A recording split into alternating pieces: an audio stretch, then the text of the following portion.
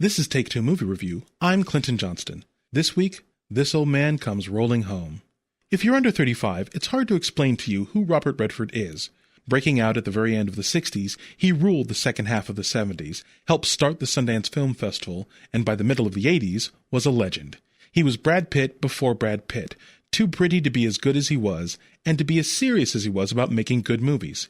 He was one of the first movie stars of an era that had threatened to leave behind everything that the movie star had been, and though he played many roles, his most iconic characters were crooks whom you loved. So, when writer-director-editor David Lowery developed a David Grann New Yorker article about Forrest Tucker, the 70-year-old career criminal who broke out of San Quentin and went on a spree of robbing banks, in a gentlemanly way, he thought Robert Redford.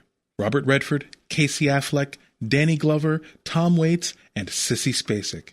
The Old Man and the Gun, a titular nod to Hemingway's The Old Man and the Sea, a tale about an old man who is defined by his craft, whose unrelenting demands promise failure, looks at Tucker in 1981 Texas. It's his most successful crime spree, but also a time when Tucker wonders what he may have missed pursuing this path that he has loved so much. Set in 81, the movie feels like 76. The image texture, the clothes, the cars, the music, and embedding all of that is intentional. Redford says Tucker's his last role, a chance to leave acting on a light and charming note, and Lowery has said that he wanted to make a film that could serve as a bookend to Redford's career. Thus, The Old Man and the Gun is steeped in Redford's cinematic ethos. Thoroughly watchable on its own, it is still a respectable and loving nod to the movies that made Redford great.